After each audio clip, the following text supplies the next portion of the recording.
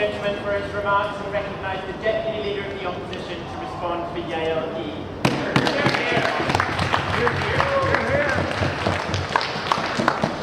Thank you very much, Mr. Speaker and members of this panel. The fact of the matter is that side government may have a heart, but they certainly don't have a head. Because all we've heard from them are these arguments about how, well, we do have certain rights obligations to them, and we ought to provide for them. But there are two questions that control in this round, and the answer to both of them is no. The first question is this a just policy? Is it a correct policy? The answer to that is no. The second question is, will it pragmatically work? And the answer to that is no as well. So I'm going to talk about four issues.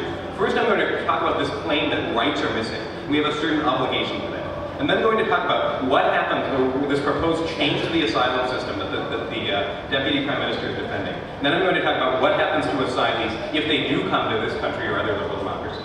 And then I'm going to give a new constructive point about the arbitrary standard that this posits and the additional problems created by that. So we get this argument first off that these rights are missing. And we have an obligation to confer that right on them. And then we hear from the Deputy Prime Minister that we have to ignore national boundaries when we're talking about rights claims. So Mr. Speaker, sir, members of this panel, this might sound good, but if this were true, citizenship is an entirely arbitrary and meaningless consideration. This is a very problematic definition, right? Because the fact of the matter is that in liberal democracies we enjoy a right to health care, a right to national security, a right to a social safety net. But the fact of the matter is that if 1 million Haitians suddenly enjoy the NHS in the UK or Medicare and Medicaid in the United States, those systems simply won't be able to provide for them. They simply will be bankrupted. There won't be the tax structure to pay for them. There won't be the ability to support them. And as a consequence, they will simply be left in a worse situation. But why is their situation comparatively worse? Because the money that should be spent in developing their countries, in making their situations better and sustainably better, is now being wasted in the developed world to provide a stopgap measure to try to improve their situations.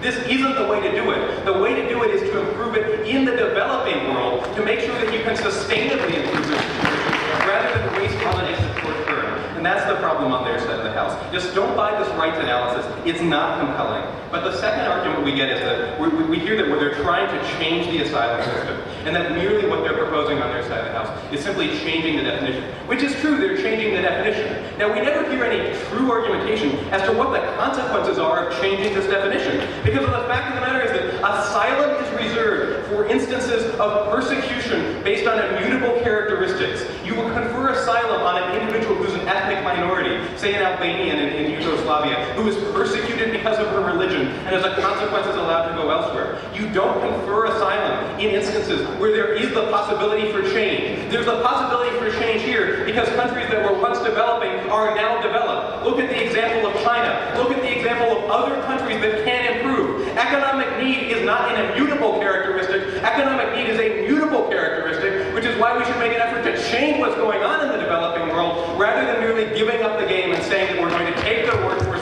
take their people, and give up on trying to improve their situation. Because developing countries that became developed are entirely unlike oppressive governments that became liberalized, right? So you also should try to change the oppressive governments rather than taking all of the people away and allowing them to continue to oppress. Recognize on their side of the house and on our side of the house, there is a limited pool of money. And when you spend all of these resources on economic need in the developed world on helping these people with a stopgap measure, you do reduce the money. So I think that's very problematic. Now also, here's the other burden that they have to show you. Recognize that we do have a legal immigration system in all liberal democracies, where we do allow people to come for things like economic need, etc. But what's the difference with this legal immigration system? There isn't the stigma attached, right? There isn't this idea that these people are being these people are being persecuted. So we do allow people to come through legally through the legal immigration system. The burden that they have to tell you is why we're confusing the asylum system, which has very different goals, very different purposes, with the regular immigration system. I also think it's very telling that they never dealt with the argument that we gave you, that under the current laws, asylees don't have the ability to work, so they don't have the ability to change their situation, and they'll just be stuck in a cycle of poverty. But the third area of analysis I want to talk about is what happens to these asylees. Because we hear from closing government, well, they'll merely join the social safety net, and conditions are much better in the United States or other liberal democracies. The fact of the matter is that conditions are much better in the United States and other liberal democracies because we have 5% unemployment. And as a consequence, we're able to provide for a robust economy that has a tax structure that can provide for the less well-off in our society. But if millions and millions of people start flooding the countries, other liberal democracies, and they don't have the means to employ themselves because the laws don't allow it, they don't have the economic means because of the fact fact of the matter is that the conversion factor for the money in a developed world, as again the developing world as opposed to the developed world, is incredibly high. They'll just left without jobs, without hope, and without the ability to improve their situations. What's the problem? You bankrupt the social safety net in the developed world. As a consequence, you get all of the harms we talked about political backlash, about people trying to step down on immigration, about people treating these immigrants poorly. This is very problematic. It does make the situation for asylees worse. But the fourth area of analysis I want to talk about is the arbitrary standard that we hear from opening government. So we're told that extreme economic need means we're going to look at it on a case-by-case basis. And we're told by the Deputy Prime Minister it means what's dire. That is not a standard that is adjudicable. That is not a standard that is clear. There are very differing standards as to what economic need means. The World Bank defines extreme economic need as less than $1 a day. But what's the problem with that definition?